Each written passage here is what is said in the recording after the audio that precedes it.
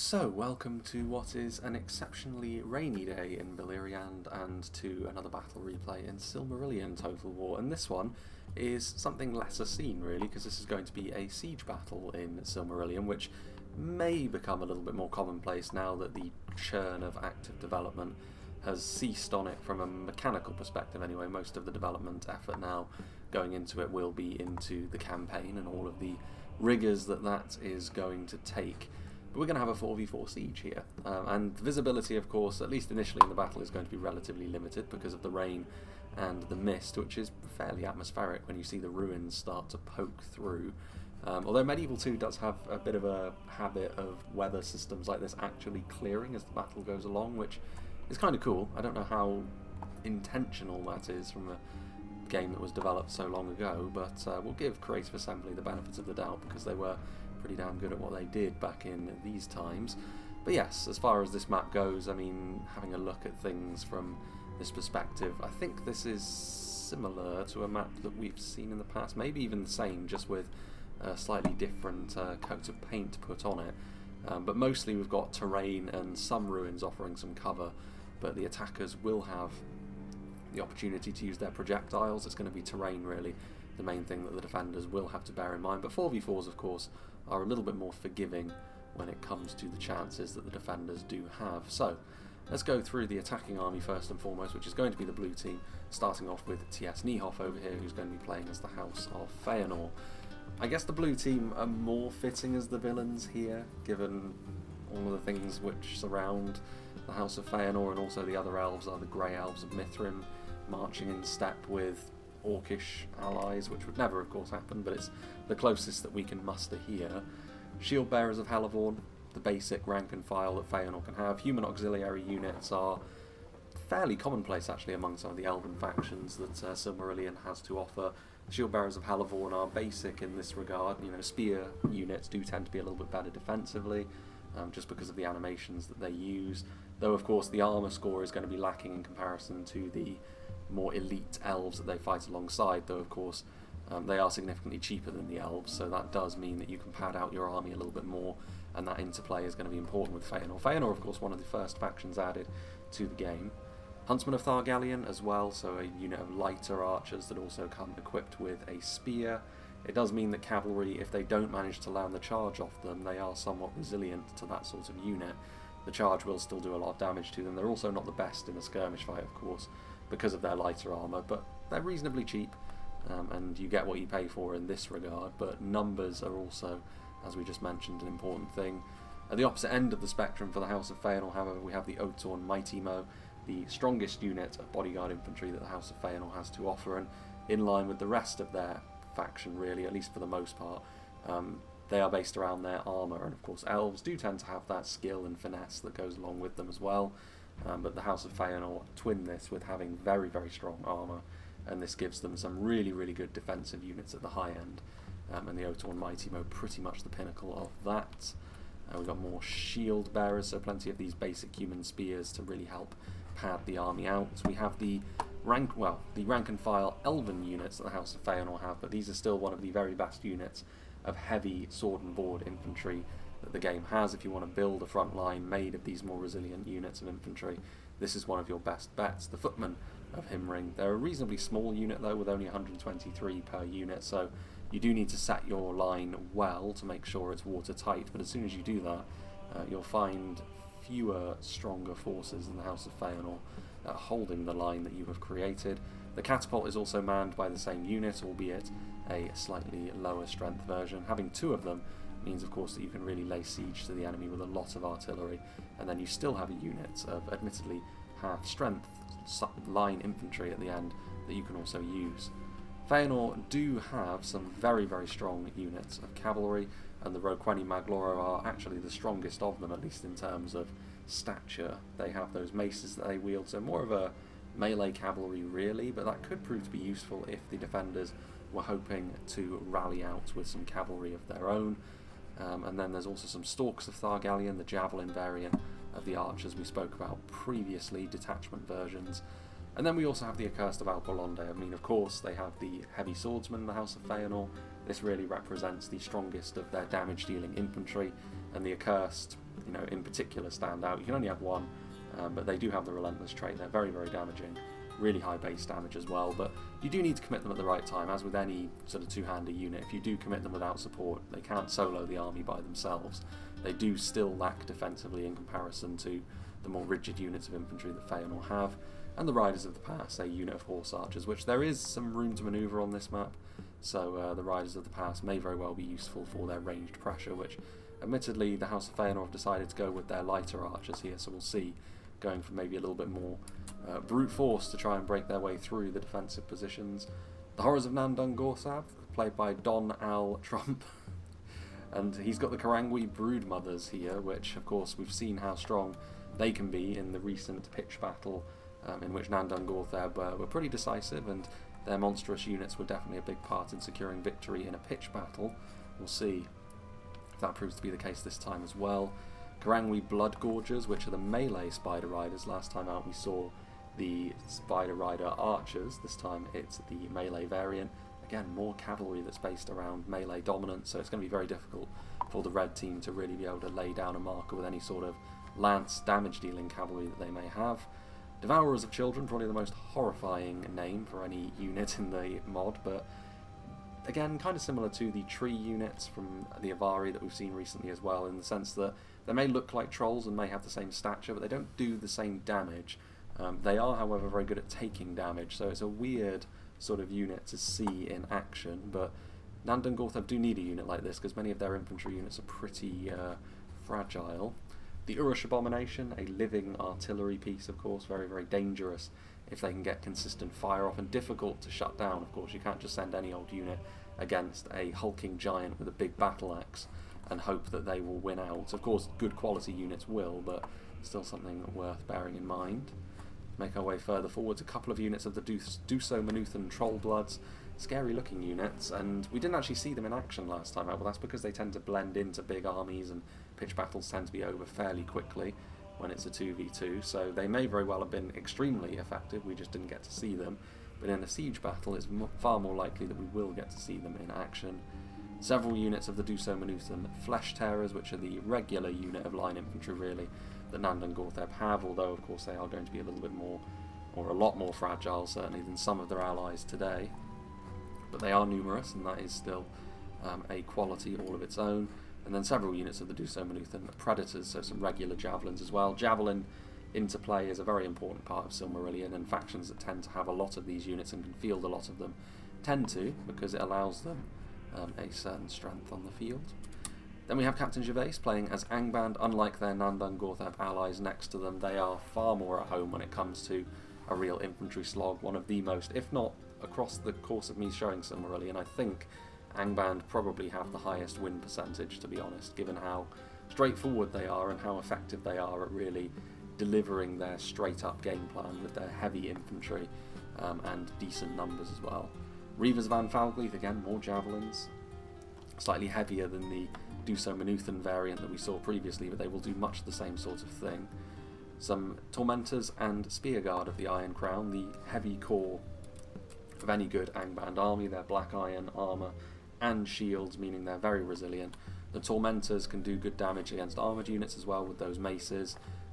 Neither are particularly good at dealing damage to very skillful units, to be fair, but that's where their numbers can come into play and their staying power with those armour values that they have. Ironshod Halberdiers, it's not a given, of course, that a faction has a phalanx unit, so the fact that Angband do is a boon for them. Again, more armour-piercing damage potentially if they can really get that phalanx set. Although if the defenders are paying their due diligence, this should be one of the units that they try and deny Angband. Because if you allow the heavy infantry to interplay with the basic halberds, it's a very, very good combination, and it's an efficient one as well in terms of cost. Ironshod Ravagers and Ironshod Arbalists in behind as well, so some melee armour piercing and some ranged armour piercing as well. We shall see what sort of damage the crossbows are able to do and whether they're able to get into a good position. The Thralls of Angband really just here to make up the numbers. Again, not a huge focus on archers for the attackers, which makes me believe they're going to be very aggressive here. It's not the longest siege battle in the world either, which kind of gives me that idea as well. But they do still need an archer presence to at least contest the range game and try and deny the red team from having carte blanche to shoot whatever they want. Scourges of Gothmog are a sort of medium but very damaging unit of dual wielders. The Bulldogs are a very strong unit of sword and board infantry as well, the Tortured Maiar. And then we have the monstrous units, the Uraloki, another living artillery piece, not single entity like the Urish Abomination, but much the same sort of thing. Fiery Death will meet those that tend to oppose the Uraloki, and then a couple of units of the Troll Guard of Gothmog as well. Of course, unlike the Devourers we saw from Dungortheb, these guys can deal damage quickly and often do. And moving on to the final attacking force, the Grey Elves of Mithrim, the Shore Riders of Mithrim, the first ones in, so some fast movers. Again, Javelin Cavalry, so they've got a lot of options when it comes to dealing with any sort of sally outs that the red team may try to engage in. Javelin Cavalry, one of the more typical ways to deal with that, as we have seen. We've got the Tunnel Runners of Mithrim, so a lighter unit with those wicked looking scythes, again good at dealing damage to certain types of units, but again Mithrim, in comparison to some of the other heavier elven factions like Feanor, do struggle, particularly with their entry level units, to be able to do or be able to take damage from afar, so we'll see if the red team can leverage that. We have Nifredia, the Shadow Hunter, playing as them. Sentries of Mithrim, so some basic, by their standards, elven spears, again not quite as heavy duty as something you might expect from Feanor or Fingolfin, but they will still do the job, and elven spears are never going to be weak defensively. The Scions of Tuor are in there as well. Big armor-piercing blows coming from those hammers. We'll see how they get on. I mean, they're a relatively small unit is the thing, 48 of them, and as much as they are very damaging, and they have a decent shield as well, they are almost completely unarmoured, so they will need to stay within the ranks of their army lest they be targeted down by arrow fire. And in all fairness, we have saved the most archer-heavy faction of all the attackers for last, so this is probably where all of the longer range punch is going to come from. The Grey Elves do tend to have some really good range on them. The Lookouts of Mithrim, again, are basic in nature, but basic elven archers often tend to be able to deal the damage anyway, despite their lighter nature. Hewing Guildsmen of Androth are a effective unit that we've seen from Mithrim, probably the most effective Mithrim unit we've seen over the course of me showing Silmarillion. They have that really strong damage dealing potential, armor piercing still, I think, as well, and that's going to be key when it comes to trying to scythe their way through the defensive positions. A couple of units of basic Hunters of Mithrim, again more javelins, a real theme among the attackers today. And at the back we have the Elders of the Twilight Hearth, a more all-round unit of archers, heavier, and also they have a spear in melee, so very strong defensively, both at range and up close. Now then, let's see what the defenders have in store. We'll see how much of the defenders we can actually see. Remy over here is probably not going to have much of his army visible at all because he's playing as the Avari of Thorim Dwynath. The Host of the Withered Ash are here, the most suitable unit for setting up a more conventional front line that the Avari have because they're a two-handed spear unit. But in all fairness, the Avari in this sort of situation, given the fact that the attackers have to march into their territory and given the very foggy nature of the day, they should be able to execute their ambushes as their game plan often entails, but we'll see. Moving a little bit further back, we have more of the Avari army. I'm sure it's a 4v4, but Bow Wards of the Darkling Woods, basic spears, and they will struggle in melee against most of the opposition units today. They don't really have the punch in melee, they don't really have the survivability against most either, but they are reasonably accessible, reasonably cheap, and against the basic orcs they will do fine, and against some of the very basic Grey Elves they should be okay, at least for holding the line. But as soon as anything with any real quality comes forward, their lower defensive stature is going to hurt them. But you can pad your army out with quite a lot of them as the Avari, and this is probably the best supporting unit for something like the Host, just because the spears will give them that slightly stronger defensive edge. All of the tree units are where the true steel of the, well, I say steel, wood of the Avari army actually lies. The Thorned Ancients of Thorim Dwynath, we already mentioned with the Devourers what this kind of unit is all about. Survivability, breaking the army up, but they won't do quite as much damage as a unit of Trolls. The Grandfather of the Deepwood Hearth with the Avari General riding atop his shoulders is very, very similar to the Urish Abomination single entity specialty artillery piece. And a little bit further back still, we have some Moss Stalkers of the Darkling Woods. Poison projectiles from the Avari, of course, may prove to be very useful, especially against the Orcish attackers today. And the Avari certainly have some Savage Archers, if slightly lightweight. And then we also have the Thorn Casters in here as well, which throwing projectile units, or slingers, technically speaking. And then in and amongst here, the first Refusers, Again, more specialty units which we will be seeing later on, which I think the armour they're using is a... Is that from the Elder Scrolls? Maybe. But we move on to the next defending army. This one already atop the hill in the ruins, the Elves of the Falas. A popular faction, I think, in Silmarillion because they have the ability to blanket their army with so many projectiles. The Seafarers of BRITHOMBAR are not that, but they are a unit of light mace men, so it's a kind of a rare thing. Most mace men tend to be heavy, but these guys more lightweight, cheaper, more accessible, but still with that armour-piercing edge. It does make them very specialised, though. If you're not going up against an armoured unit, they're relatively poor or inefficient at the very least. Spearmen of BRITHOMBAR, more damage, spears, and then further away we've got the Marines of BRITHOMBAR as well, more javelins. Spearmen of BRITHOMBAR again. All of these BRITHOMBAR units, they're going to be, again, lighter in nature, but the sheer amount of javelins that they have at their disposal, the Falathrim, does mean that when the enemy march towards them, there's going to be damage coming their way, one way or another, and the Rangers of BRITHOMBAR will be able to coax them closer with their bows, and considering they have the terrain advantage as well, skirmishing is not quite the kryptonite it would otherwise be. More spearmen, and not a huge amount of heavier units from what we're seeing. There may be a few elsewhere, but we'll see. What's back over here then? The Third Army perhaps, and it is the House of Ulfang, commanded by Panthan of Barsoom. Sons of Ulfang over here, very deadly, of course, the strongest unit of infantry that Ulfang have, maybe lacking a little bit defensively compared to some of the really strong elite factions, but they're capable of dealing damage with the best of them. Marauders of Himring throwing projectiles have already been mentioned with the Falathrim, but the Marauders here throwing Axeman, so that's going to be interesting. A ballista as well, the Elf Hunters of Dor Caranthea guarding this ballista. Of course, catapult crews and artillery crews in general that wield the two-handed spear are a bit of a nightmare for cavalry. Cavalry is one of the ways in which you can scour artillery from the field, but not so with this unit. More Marauders, Thanes of Ulfang, sort of axes and shields, good for dealing damage, which should be good actually against pretty much everyone except for the heavier duty units of Feanor and Angband. Ulfsarks of Himring, which I believe are a Berserker class unit, only 43 of them, so Berserker class units are a little bit interesting in Silmarillion. There's a lot going on with them. They tend to be able to sort of mulch their way through enemy formations a little bit easier, but you can lose control of them.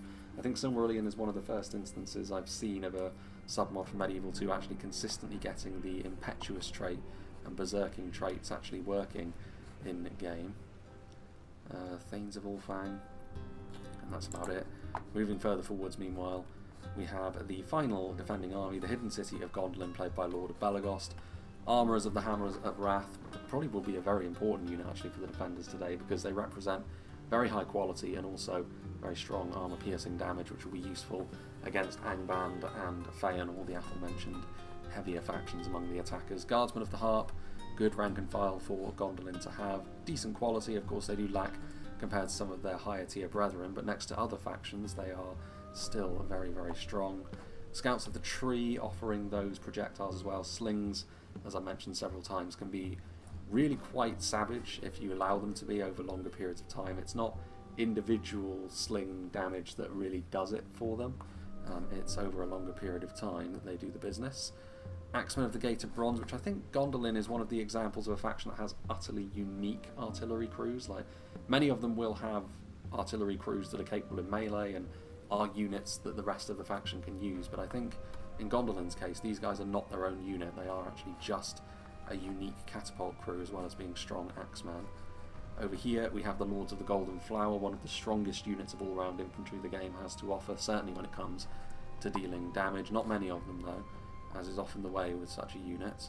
Phalanx of the King, which they've been a relatively new addition, because last time we saw Gondolin, that was the first time I'd seen them, but in a more defensive situation like this, that should be exactly the sort of battle that they like to be in, and more Scouts of the Tree. I'm sure other units as well from both sides will reveal themselves into the fray as well as the battle goes along.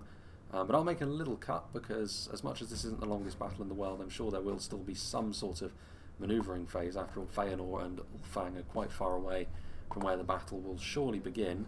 We'll see if the defenders have the solidity to be able to survive an onslaught from the attackers, and if they are, can they deal the damage quickly enough?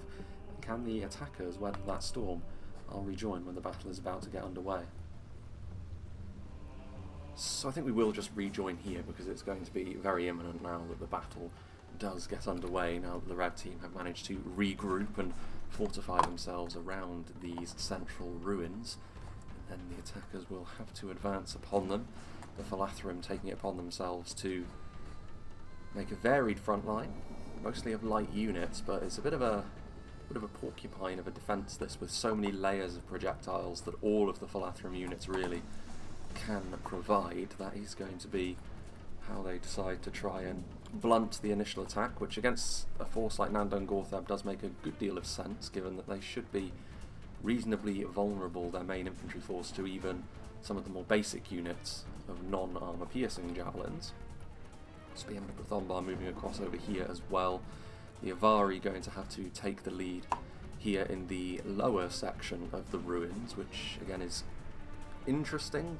If they can get some good crossfires set up, they do have the damage dealing capacity to be a real problem. I think the main thing here is going to be the cover though, to try and keep them away from the very deadly projectiles that Mithrim can bring to the table as they slowly start to shift their way forwards. There is some high ground for the attackers to use as well, but I think all of the defenders are going to be out of range of that anyway. Branch Stalkers of the Green Sea throwing daggers at the ready. And further back, I mean, it is interesting that the Falathrim and the Avari too, the Falathrim don't have to be, but they have decided upon a lighter army here. They're going to be the first ones. Ulfang don't have much in the way of heavy infantry either, so when it comes to the real meat of this defence, it's going to have to be provided by the higher tiers of the Gondolin army. Ulfang a little bit further back at the moment. Foragers of Lothlin as well, so certainly not lacking for projectile units, are they?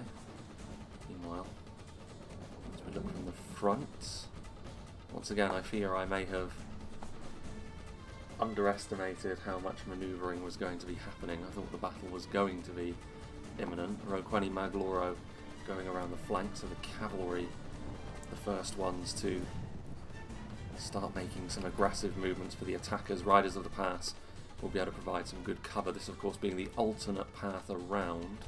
Ulfang have got their own cavalry over here, though they won't fancy a straight-up engagement against the really heavy stuff that Feanor brings to the table. And then Gondolin moving their own units into the main defensive position, although now we can see the artillery streaking through the sky, bombarding the positions over here. Bow wards of the Darkling Woods, those bits of tree bark are not going to be sufficient to deal with many of those Mithrim arrows as they continue to find their marks. Again, Shore Riders of Mithrim as well. You can see the Thorncasters, sentries of Mithrim moving forward, so an early melee engagement as well, which is good to see. But the host of the Withered Ash, if they can get into a good defensive position, they should be able to hold these Mithrim spearmen at bay, but they are struggling to do so at the moment. They could do with some assistance from some of their nearby allies, maybe some more of those bow wards, but those Thorncasters will be doing some fairly consistent damage as this goes on. Meanwhile, artillery no longer arcing across the sky as it stands. Yeah, the attackers are not in a rush to begin the main assault just yet, maybe hoping they can make some inroads on the lower ground against the Avari so they can put some pressure on those ruins from more than just that angle of approach.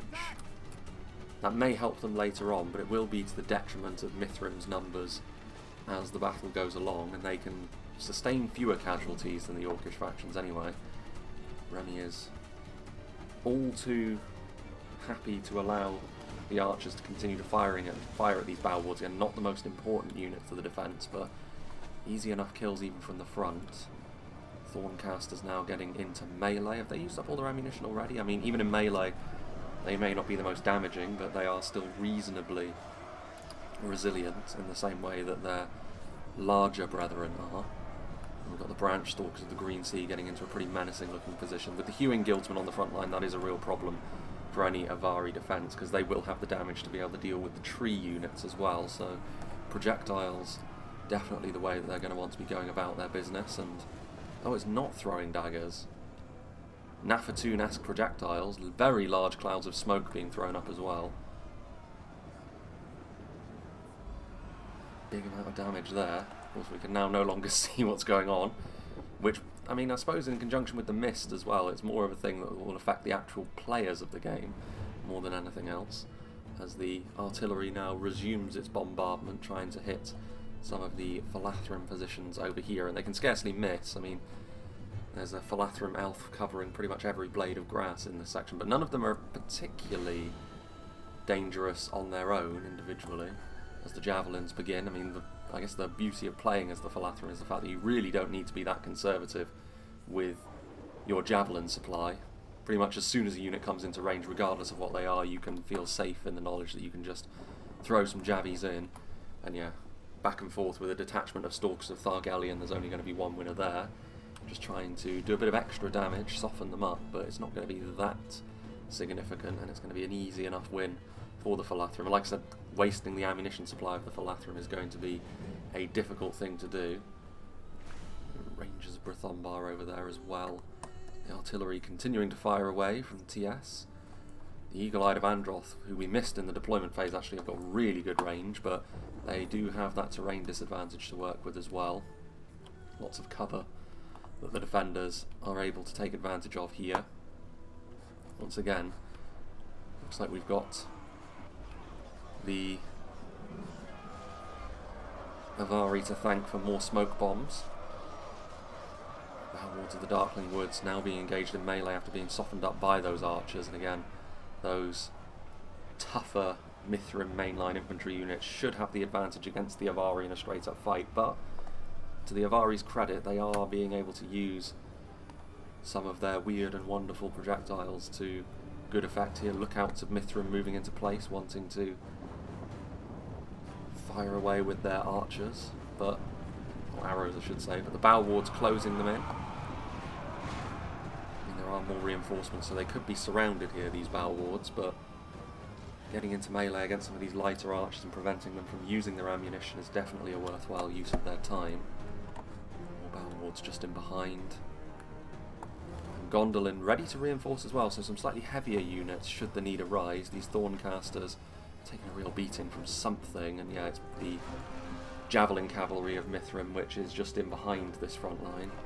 As we make our way forwards, I mean, Thorncasters, to be fair, the Thorncasters and the host of the Withered Ash, now that the spears have managed to get into position and they've got some projectile support, once again the Avari managing to fight a conventional war based on their strengths, and Mithrim are the ones that are going to be paying the price for each forward step.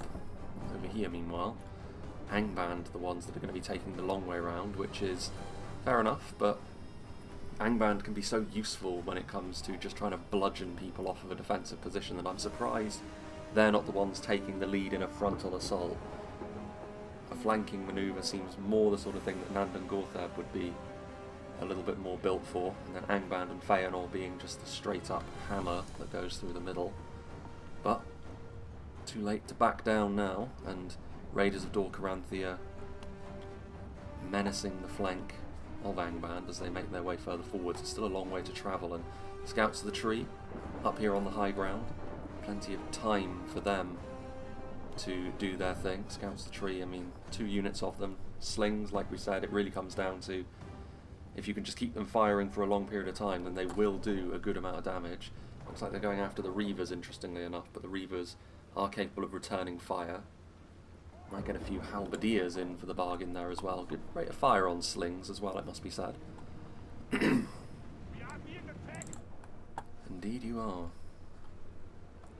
Meanwhile over here, still not fully ready to commit to a frontal assault. Means some damage done to the entry-level Falathrim units. You can see here the ballista has been destroyed. Some patches of dead Falathrim as well. So I mean, they are doing damage here from the front, but the time will come when they need to try and throw caution to the wind and try and do the business up close and personal. For now, still by far the most active combat is between Mithrim and the Avari. The Bow Wards doing decently enough for themselves here in melee. Some Do-So Manuth and Trollbloods moving forward though, so and Dungortheb making their presence felt. Javelins coming in, but no kills, so they must be non-AP javelins. And these Trollbloods should be really, really good against most of the Avari stuff. High-end, dual-wielding axes, all about that damage. Certainly the Bow Wards are going to be not in an ideal matchup there, but there are so few of the Trollbloods, and they are going to have to retreat without any sort of further support. Shore Riders are there also. Moss Stalkers firing away. Again, it's the range support which the defenders are doing a good job with here. And now Mithrim are going to have to contend with some slightly more robust units from Gondolin as well, so any sort of progress that the Grey Elves may have hoped to make is definitely going to be slowed by the arrival of these guys. Guardsmen of the Heart may not be the most scary unit that Gondolin have in their arsenal, but it's definitely a more solid defensive force than most of what the Avari can conjure. Shore Riders, not in an ideal situation either. Elders of the Twilight Hearth moving their way forwards. In come the Devourers against the Thorned Ancients, so two very similar kinds of units. The melee tanks and the added mass trying to get in and amongst the host of the Withered Ash. Break up that phalanx just a little bit. As one of them comes running back in. A lot of death in behind from the Avari as well. Again, they've traded fairly savage blows, the Avari and Mithrim, but now Mithrim do have the advantage of some support coming in from Dungortheb, so is that going to be the difference maker? I mean, we have seen Gondolin as well. Those monstrous units, though, can be a real problem if they get rolling. Bow Wards continuing to do their thing. Do so Manuthan Skull Splitters, which I believe are the throwing axes. Indeed they are, as we see them fly through the camera. If they can get a good angle, we know how dangerous throwing axes can be. In conjunction with a high tier archer like the Elders of the Twilight Hearth, it's the attackers who may start to seize the advantage in terms of ranged support. Moving further across, Lookouts of Mithrim still over here. Guardsmen of the Harp, kind of a counter-attack this. I mean, only a small unit of Lookouts of Mithrim preventing them from moving any further forwards, and they won't last too much longer. You don't want to overextend with any of your units, but meanwhile still the Falathrim. Well, actually no, there is the beginnings of an attack over here as well. Do some Manuthan Flesh Tearers, the basic infantry unit for Dungortheb. Testing the Falathrim front line, these BRITHOMBAR units. I mean, normally BRITHOMBAR units in melee are going to need some support around them, but Do so Manuthan units have similar deficiencies when it comes to their armour, but they also don't have the finesse that elves tend to. The only hope they really have is that basic elven spears may not do damage to them quickly enough, and these numbers may be enough to start rolling the Falathrim front line back inch by inch. But we'll see. Meanwhile, around the long route, still the Raiders of Dungortheb proving to be a real pain for Angband. I mean, you can just see, based on their advance here, not terminal losses, especially not for a force that has the numbers of Angband, but they've been taking continuous losses as they've moved forwards, and much of that will have come from the scouts of the tree up on the cliffs. They have been taking return fire as well, and this may be a little bit of an error. Foragers of Lothlin getting caught out by the Troll Guard of Gothmog, and Guardsmen of the Harp are not really ideally placed for killing off trolls. They're more of a bread and butter kind of infantry unit. Don't have the necessary damage to be dealing with the big boys. Scouts of the Tree with some continuous damage might be the answer. Despoilers of Dungortheb with a charge perhaps. But Angband with maybe a little bit of an underprepared defence over here, and Angband maybe is the last faction you want that to be the case against. Perhaps this is where the attackers can start to claim the momentum in this fight, as the catapult starts to fire in as well, hoping to get fortunate and kill off a troll or two. Reavers of Anfalgleith, the only ones to fall as a result of those initial attacks. This is a much more prepared defence in all fairness, but again, not really much in the way of troll killers, not even the Phalanx of the King. As resplendent as they may be, trolls tend to be the answer for prepared formations like that. Moss Stalkers and these poison projectiles. As the battle goes along, they may prove to be a little bit more important. Shore Riders of Mithrim getting in behind enemy lines now, and a hammer and anvil strike on the Guardsmen of the Harp could be exactly the thing to give Mithrim a bit of a boost. Not a huge amount of damage off the charge, but damage is damage. And they will take it. Here, some Ulfang units now joining the front line as well, so everyone's had a go at trying to stymie Mithrim's advance, and so far they haven't really gained much in the way of ground here in the middle. Have they made any sort of progress over here? No, they have been stopped dead in their tracks really, even with the support they've been getting. Rangers of the Hidden Path. There's also the small matter of the Grandfather of the Deepwood Hearth waiting there menacingly.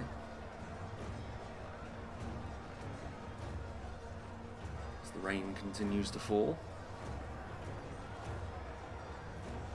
Devourers looking a little bit more thin on the ground than their Thorned Ancient counterparts now, and the numbers as well are not really in favour of the attackers anymore either. Do they have any more left in the tank? Mithrim, the ones to get the ball rolling. The rest of the attackers are going to need to try and make some progress here, because I don't think it's going to be the Grey Elves. I think they are running out of steam, certainly with all the reinforcements that are still over here. The rest of the attackers are going to need to try and put the defenders under more pressure elsewhere. This one approach is where Dungortheb have chosen to try and do so, but thus far relatively easy for the Falathrim to keep tabs on everything. Javelin support into the Manuthan infantry. Some of the Feanor cavalry. I'm a little bit surprised to not see some of Feanor's infantry move forward. I know they're lesser in number than pretty much any, well, all of the other attacking forces really when it comes to their serious stuff, but that level of quality, especially with their heavier infantry, outside of the javelin danger, is not really something the Falathrim can stop with this sort of composition of theirs. If they can make it all about a melee engagement, Feanor, they would have a lot of joy against them and Ulfang actually. It's Gondolin that would be the ones to be able to go toe to toe in a heavy infantry slogfest with the armourers of the Hammers of Wrath in particular, but they, I think, are going to have to be completely occupied by stopping Angband here in the rear, who probably stand the best chance of all the attackers to turn the battle fully in their favour. Halberdiers moving forward. I mean, the armourers should also do a decent job against the trolls. More than one infantry unit is probably necessary. I mean, there are spoilers in there as well, but they're falling away pretty fast. Don't have the same level of survivability as their Gondolin help. Catapults as well, firing away, going after the Angband support. Good damage done to the thralls of Angband, less done to the arbalists, but just trying to do some damage here to give Angband a bit of pause. More Reavers now moving in as well. Defeat seems certain, yeah, more infantry is needed. The Phalanx of the King moving forward. Halberdiers. This is a less impressive side attack from Angband, but it is preventing all of Gondolin from being committed against the main force. Ravagers shaken and tired. Keep an eye on this. Still a couple more of these units. I mean, of course, Gondolin still have some serious firepower available to them should it need to be committed, so will they need to use it early or not? Oh, some of the Manuthan units going berserk. An example of that mechanic. I think that might be... Oh, he was doing a bit of a spinny spin. Yeah, the Trollbloods having access to the berserker mechanic.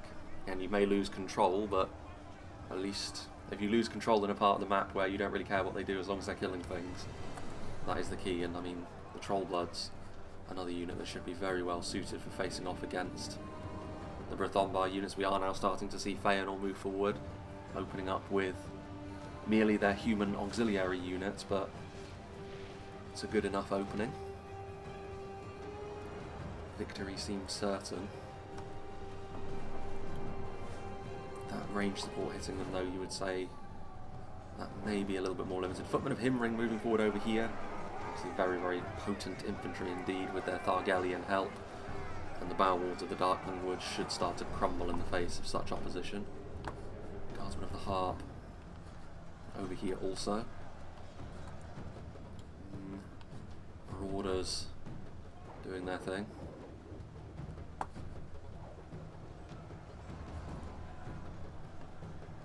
Elders of the Twilight Hearth.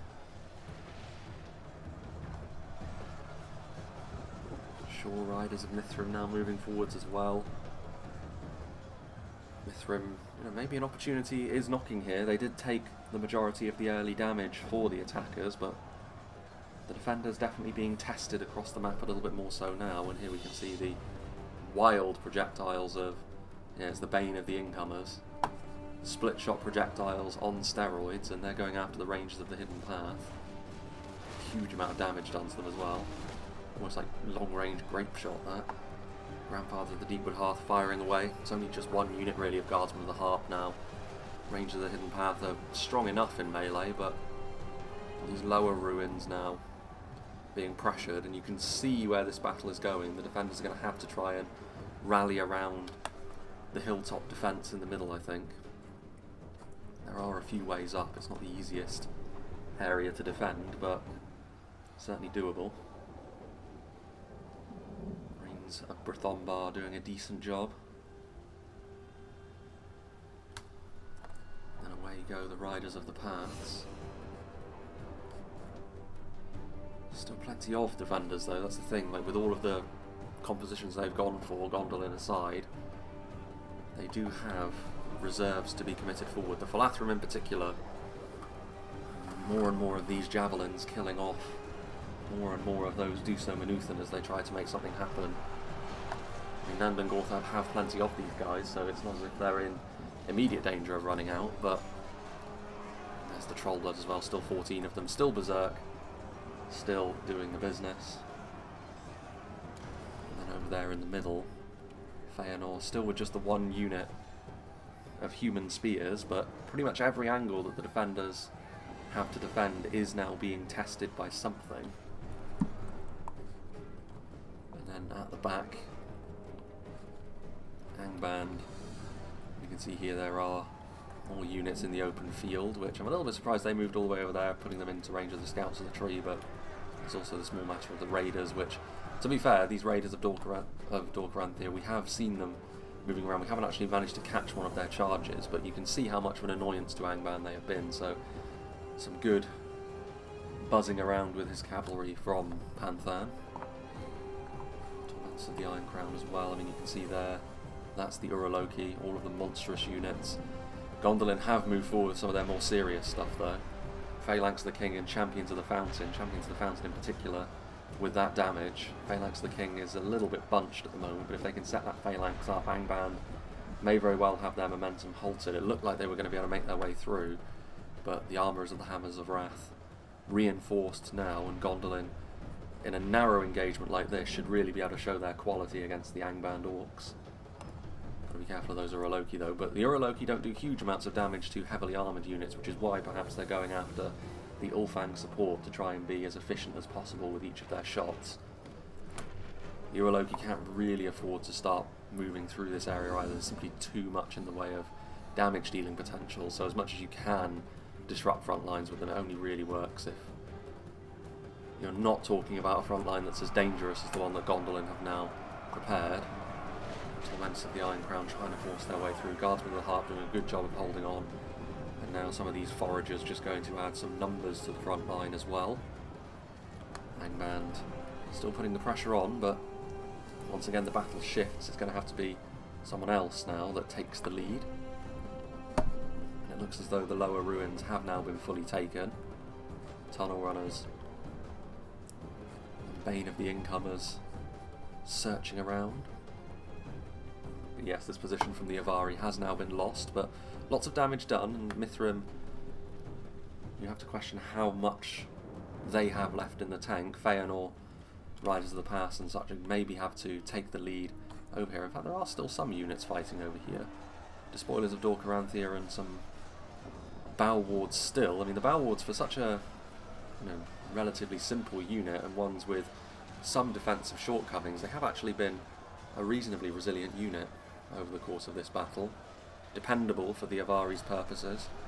I mean, the Despoilers can do damage, but generally speaking, they need the charge bonus to be effective against really strong units of defensive infantry, and unfortunately the Footmen of Himring certainly counters that, so they should be able to polish off what remains of these Ulfang and Avari defenders.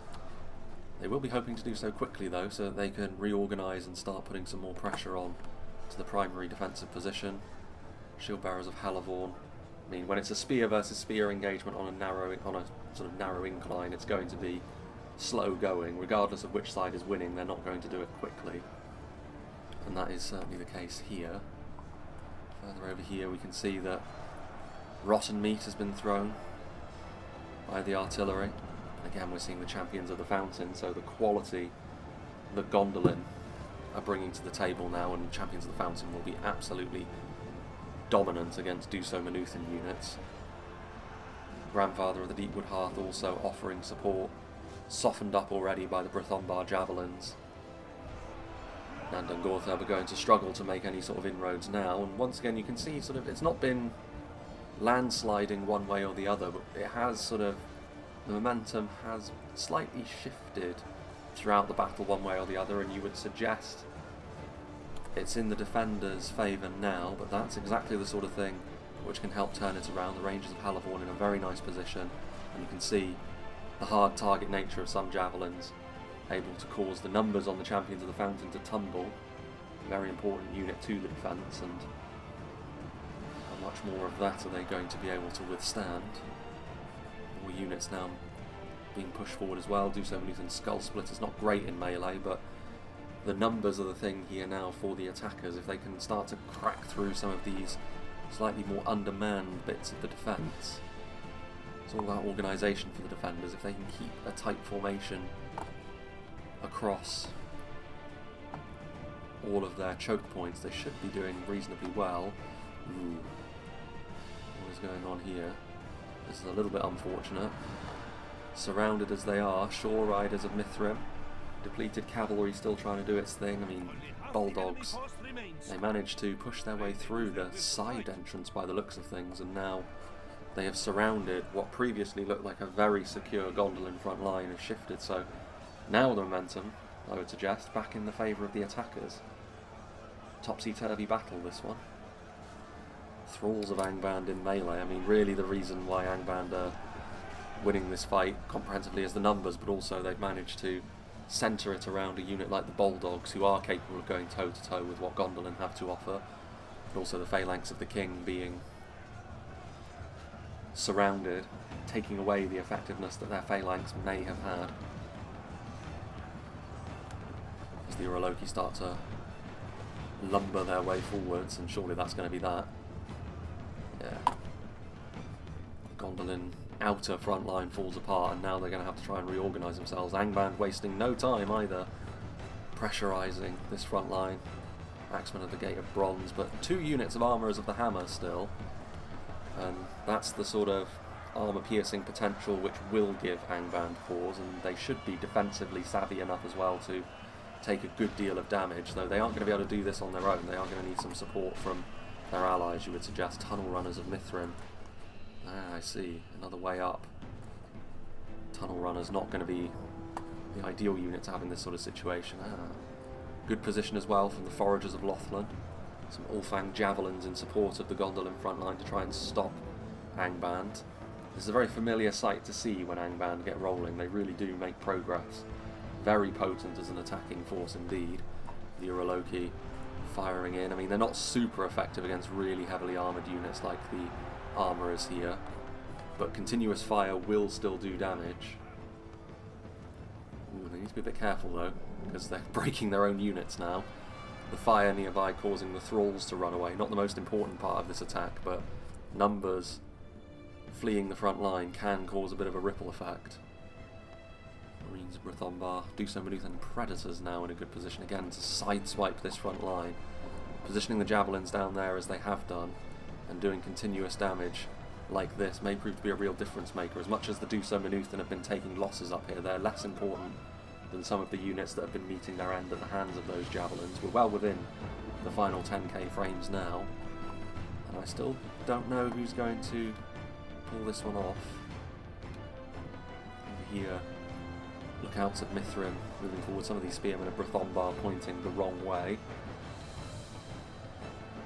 They're also in there Elders of the Twilight Hearth, the strongest unit that Mithrim have at their disposal, more defensive, but won't be too much of a problem against a unit as lightweight as these BRITHOMBAR spears. Riders of the Pants in behind as well. Hunters of Mithrim fleeing. Very token effort of trying to pressurise another choke point as well. Tunnel runners managing, oh no, lookouts of Mithrim managing to squeeze through a gap and stop the rangers from firing. Pulling out those daggers. How much in the way of javelins do the Falathrim still have left? That is where most of their effectiveness in their composition lay. Still the thud of the Uraloki breath. Still doing consistent damage to that armourers. The Axemen of the Gate of Bronze should be pretty effective against some of the more rank and file orcs as well. The damage on those one-handed axes of theirs, and the Thanes of Ulfang as well. A more well-rounded unit of infantry than much of the rest of Ulfang, so the defenders definitely fighting fire with fire, so to speak, when it comes to an infantry slog against Angband, which not many factions could pull off. Gondolin can, and Ulfang in support, flooding forwards. That's a lot of those Thanes of Ulfang. And the Reavers of Anfalgleith, exactly the sort of unit which will take good damage at the hands of one-handed axes. The Iron Shods as well. Not a huge amount of quality left from Angband, you'd have to say. They expended a lot of it getting through that outer Gondolin defence. The Scourges of Gothmog are pretty strong, and you can't underestimate Iron Shod Halberdiers either, but I think it is going to have to be elsewhere where the attackers win this battle. It's definitely been a costly one for the defenders back here, and that may add up against them long term. Ooh, and there goes the final Uraloki. Almost all of those javelins hit him. Very, very accurate there from the foragers. And the Uraloki now no longer an issue that the defenders have to worry about. The Thanes doing their thing, and if they can crack through the formation of the Iron Shod Halberdiers, each swing of their axe will be pretty dangerous. It's more of the Mithrim units back here. They've definitely spread their wings in this battle under Nifredia's command. But again, surely the numbers of Mithrim are going to be lesser now. Bane of the Incomers, we saw their split shots earlier, pulling out those twinned cobalt axes of theirs. Should be pretty good against units like those Ulfangs, but we wait and see. The Falathrim have managed to stabilise things over here, and these BRITHOMBAR units aren't really going to do huge amounts of damage to the Devourers in melee, nor the Elders, but as long as things are under control, I think that's something that the defenders would be willing to accept. Grandfather of the Deepwood Hearth still firing away. And the back and forth over here, a huge pile of bodies. Both sides, really, it looks as though running out of steam. Bit of friendly fire from the Grandfather, but I don't think Dungortheb are going to be able to push their way through here. These Duso Manuthan are definitely going to fall away in the face of that artillery fire. Is these units of Flesh Tearers the only ones left? No, they've still got more. Feanor are going to have to be the ones with a bit, well, Feanor and Dungortheb, I think, with all of the units, but primarily Feanor. Still the Urush Abomination as well. We've seen the Grandfather be very effective in this battle. Good long-range shots onto the Marines of BRITHOMBAR. I think everyone has probably had their highs and lows in this battle, so it's going to be a close-run thing as we head towards the end. The Duso Manuthan have definitely done... I mean, they aren't the most resilient unit in the world, but their numbers have proven to be really useful here because they really had to march through some pretty horrible terrain and circumstances, and yet there's still more of them left. They just keep coming. Marauders now getting into melee as well. More and more we're seeing units of out-of-ammo skirmishers, as we often do at the tail end of a siege, take up their melee weapons and try and see their team over the line. Here at the back, the Iron Shod Arbalists. In all fairness, even if the Arbalists still had ammunition, it's not really the most ideal angle for them.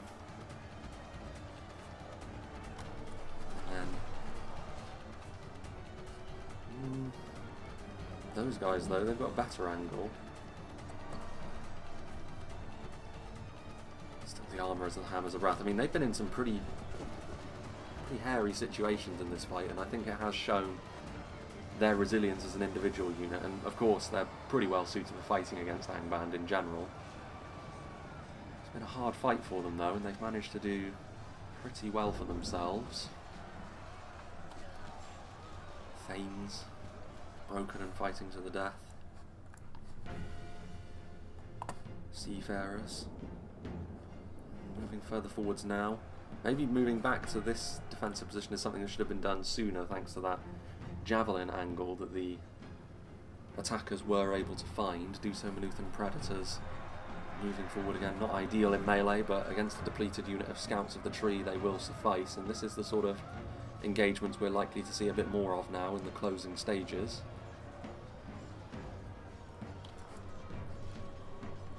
Orders and the catapult crew. Urush Abomination, having pretty much all of its ammunition left, I would think, is going to be an interesting unit to have in the late game as well. Seafarers of BRITHOMBAR. Haven't really seen a great deal of them, the light mace men, but they will be better suited for fighting Feanor than most. They'll struggle individually, but from a combined arms perspective, it might be the one.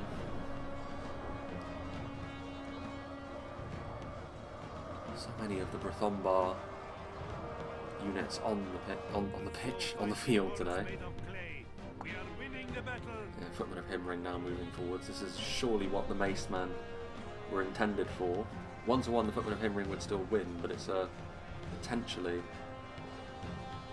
efficient trade.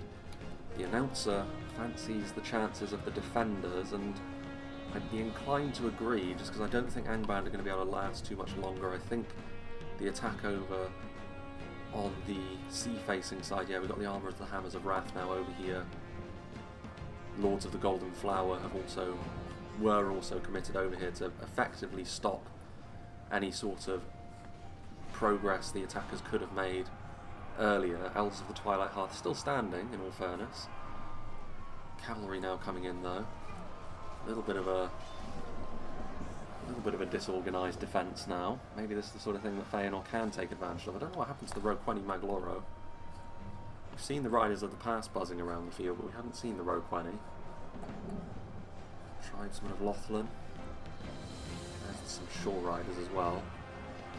Hewing Guildsmen of Androth and some depleted Bane of the Incomers. The Tribesmen here in numbers. Thralls of Angband as well. Just whatever both sides can scrape together to form up a front line at this point. That must be Feanor. Feanor falls. Shield Bearers of Halavorn. Yeah, Armourers of the Hammers of Wrath once again proving their worth, but in a little bit of a strange situation there for them. Catapult crew on their way across now as well. Will the quality of this Feanor infantry be enough to turn the battle around? In terms of numbers, the attackers may be flagging, but the Footmen of Himring are a tough thing to deal with when it comes down to just a straight up melee duel, and they're present pretty much on every front line at this point. There's some Do So Mithrim Predator support over here as well, javelins being flung, the Grandfather taking direct hits, damage being done to the Shield Bearers. The Grandfather made of sterner stuff than the Uraloki that we saw earlier. It is a bit more chaotic now as well. And here come the Karangwi Broodmothers. This is something which we haven't seen up until this point in the battle. The big spider units. Dungortheb have been a bit of a punching bag by design in this battle, but can they now claim their vengeance with some of the scariest units they have on offer? Spiders fighting alongside the Footmen of Himring as a duo. Yeah, this quality from the Feanor infantry though. First Refusers. Then over here, Angband. Here are the Roqueni. Having their heels nipped at by another unit of these tribesmen. I mean, progress is being made by the attackers on all fronts at this point. They do still have stuff in reserve here, the defenders, but like, the announcer was pretty confident of a defender victory, which usually when that happens it's because they're winning by a greater margin than this. Now more Feanor units arriving as well. Can T.S. Niehoff see his team over the line? Like I said, when it comes down to just sheer melee struggle, you back Feanor against pretty much all of the defenders, especially seeing as Gondolin is so depleted at this stage. Thralls of Angband, I mean there's some of these seafarers. You have left our enemy lost. They run like children. Scour them from the field. One of the attacking armies is running away. Who is it? It's definitely not Feanor. It's not the Falathrim either, because we still see them fighting. It must be Mithrim, I guess. Which is understandable, considering they were the first ones in. Often the fate of an attacking army that is the first to move is that they're also the first to perish. Seafarers of BRITHOMBAR doing a good job actually of holding on to this front line against the Feanor advance, those maces helping them against the more medium armour of the humans and the heavier armour of the elves. And over here the Ulfsarks, smaller unit. We've seen the Berserkers from Dungortheb, now we're going to see the same from Ulfang and those Falxes.